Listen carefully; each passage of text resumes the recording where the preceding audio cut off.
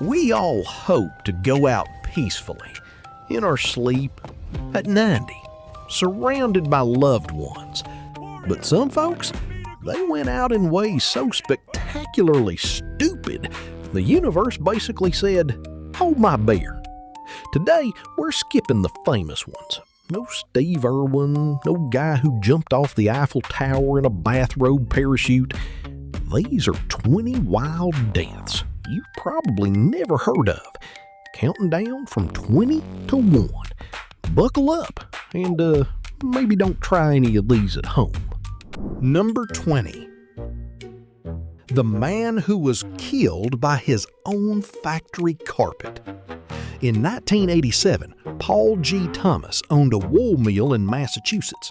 He was a hands-on guy, knew every machine, every loom, every yard of yarn. One day, he leaned in just a little too close to one of his spinning machines. The thing grabbed him, and it didn't just grab him, it wound him up like a human bobbin. By the time anyone found him, Paul had been wrapped in roughly 800 yards of his own wool.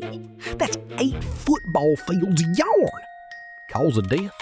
Suffocation by his own product. The lesson here, folks, if your job involves a giant spinning blade or a giant spinning anything, do not lean in. Industrial machines don't care that you're the boss. They don't care about your years of experience. They will turn you into a scarf. Number 19. The mayor who fell into a sewage tank. Monica Meyer was the mayor of Betterton, Maryland, a tiny town with big civic pride. In 2012, she was personally inspecting the town's wastewater treatment plant because, hey, that's leadership. She walked across the top of a sewage tank. The metal grate gave way and she fell 15 feet straight into the sludge. She drowned in poop. Look, public service is noble. Inspecting your town's infrastructure? Admirable. But here's a quick safety tip from your friends at this channel. If you're walking on top of a giant tank of human waste, maybe bring a buddy. Maybe wear a harness. Maybe send the intern. There is no political legacy worth dying in 15 feet of municipal sewage. Number 18. The Russian inventor strangled by his own beard. Hans Steininger was the mayor of Braunau, Austria in 1567, and Hans had a thing, a beard. Not just any beard, a 4.5-foot beard, about 1.5 meters. He normally rolled it up into a little leather pouch he wore on his belt, like a beard fanny pack. But one fateful day, a fire broke out in town. Hans, in a hurry, didn't pouch up the beard. He ran out, stepped on his own beard, tripped, fell down a flight of stairs, and broke his neck. Dead. Killed by what was basically the world's most committed neck warmer. And the kicker? They cut off the beard, dried it out, and you can still see it today at a museum in Braunau. So in a way, his beard outlived him, which is the most insulting thing a body part can do. Number 17. The British scientist who drank himself to death with carrot juice. Meet Basil Brown, 1974, London. Basil was a 48-year-old health nut who decided he was going to live forever by mainlining vitamins, specifically vitamin A.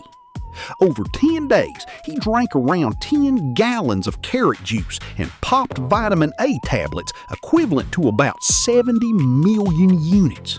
For reference, the daily recommended dose is around 3,000 units. He took roughly 23,000 days worth of vitamin A in 10 days. His skin turned bright yellow, his liver basically dissolved.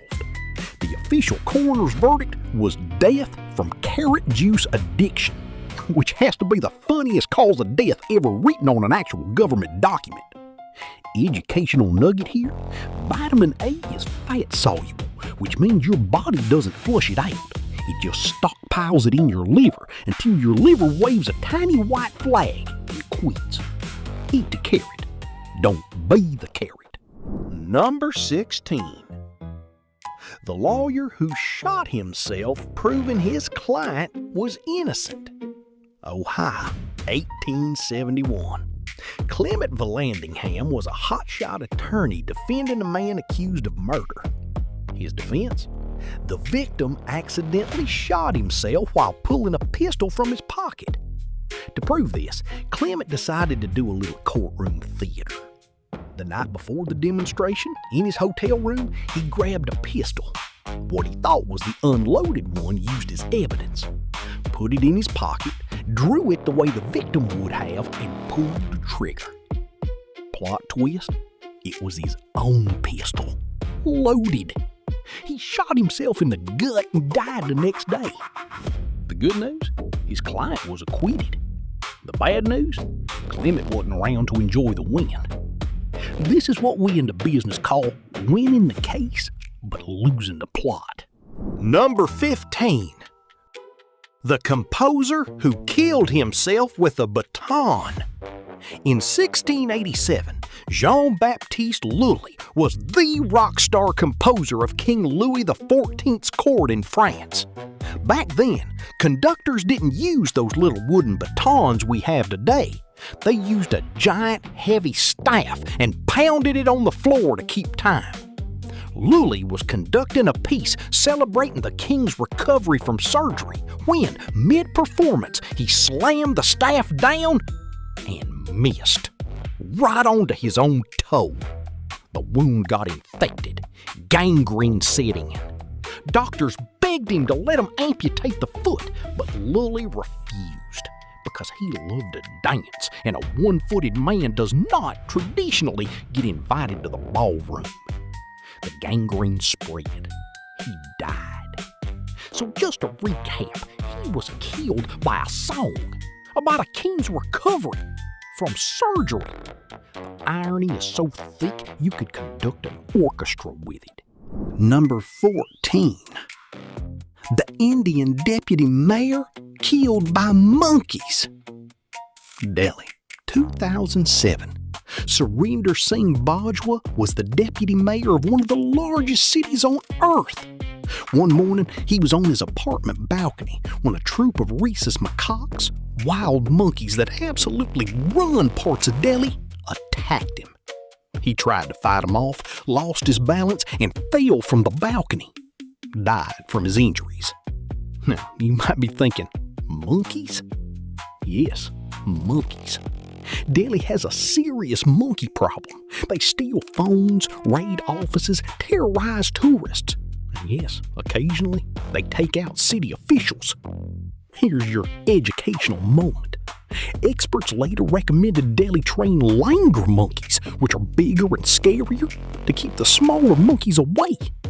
You really can't make this stuff up.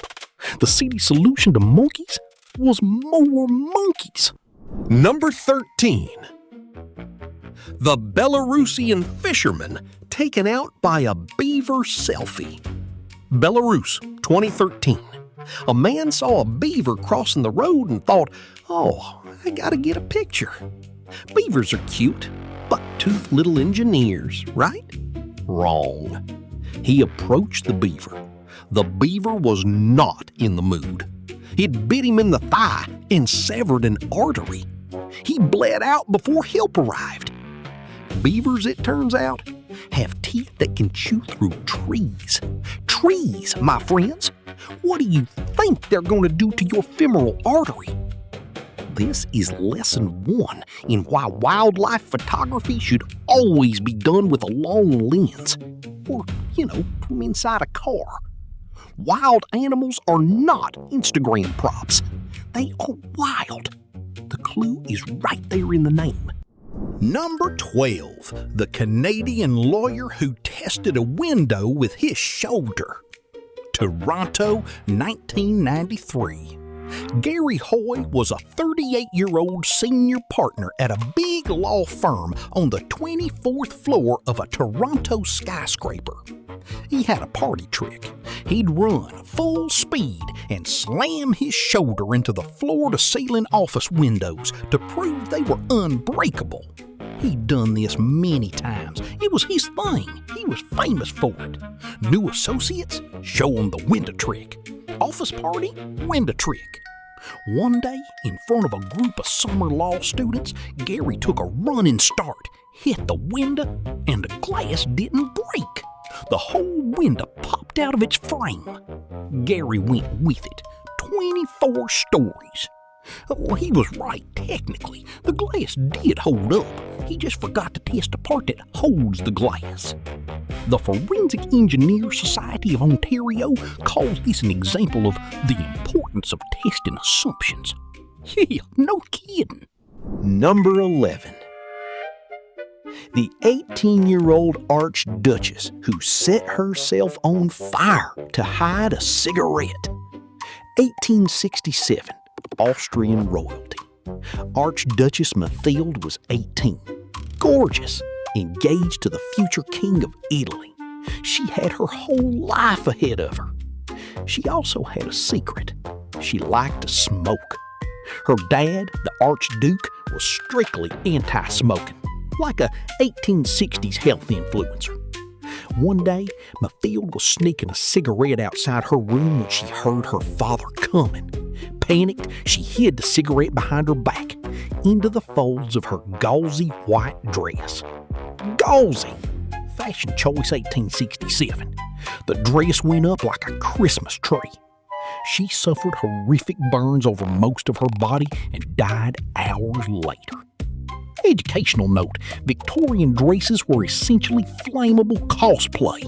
Women were literally dropping dead from dress fires all over Europe in this era. They were so common, they had a name, muslin disease. So yeah, smoking didn't kill Mathilde. The panic about smoking did. Number 10. The pioneer of organic food who died on live TV, declaring he'd live to 100.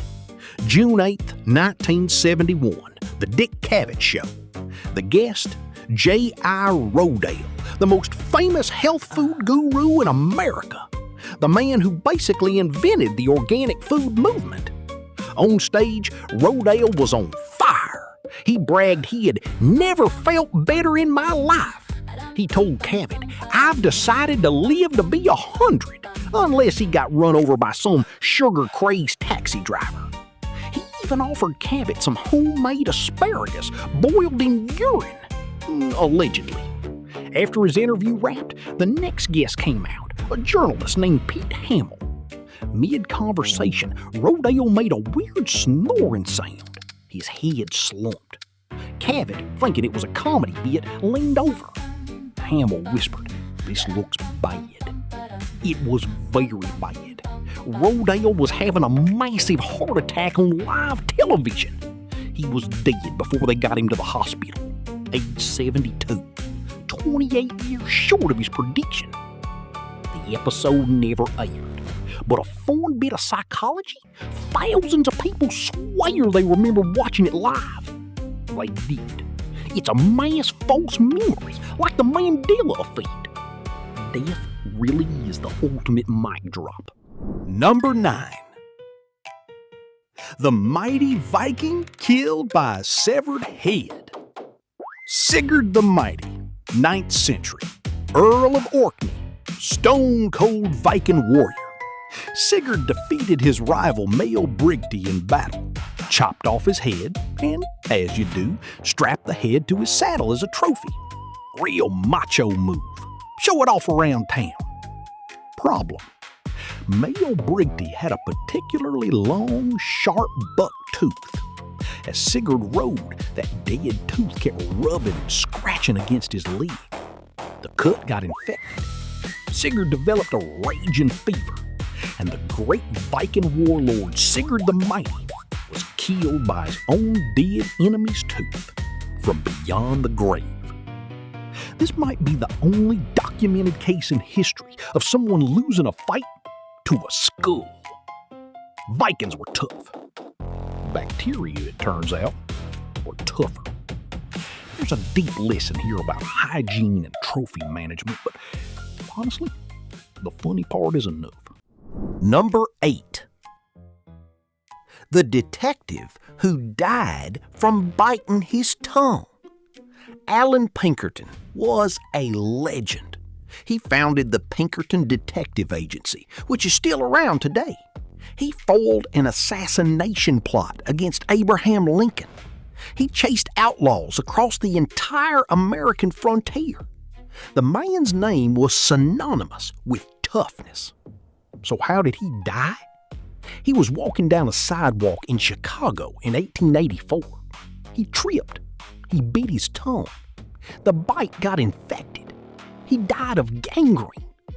The founder of America's toughest detective agency was killed by a crack in the sidewalk. Pre-antibiotics, even tiny wounds could kill you. Doctors didn't even consistently wash their hands until the late 1800s. Pinkerton survived the Wild West, got taken out by uneven concrete. Number 7. The submarine inventor killed by his own submarine. Horace Lawson Hundley was a Confederate engineer in the American Civil War who designed one of the world's first combat submarines. There was just one problem with his subs. They kept sinking, like with the crew inside. The first one sank, killed 5 guys. Hundley designed another. That one sank too, killed 8 more guys. Did Hundley quit? No, he doubled down, designed a third, named it after himself, the H.L. Hundley. To prove how safe it was, he personally captained a test dive. Guess what happened? It sank, with Hundley inside, killed all 8 crew, including him. The Confederate Navy raised the sub, fixed it up, and get this, used it again later in the war. It eventually became the first sub in history to sink an enemy warship. Then it sank again, because of course, Hundley's invention worked. Eventually, sort of. He was just dead for it. Number 6. The U.S. congressman killed by his own shaving brush. 1921, New York. Congressman Michael F. Farley was a healthy guy. Boxer, wrestler, all around tough. One morning, he shaved with a brand new boar bristle shaving brush, the fancy kind. What he didn't know was that the brush was contaminated with anthrax. Anthrax!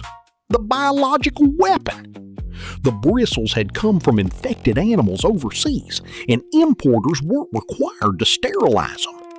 He developed a small infection on his face. It spread. Within weeks, he was dead. Anthrax-contaminated shaving brushes were such a serious problem in the early 1900s that the U.S. government eventually required all imported animal hair to be disinfected. So the next time you complain about government regulations, just remember, somebody's grandfather had to die from his shaving brush for those rules to exist.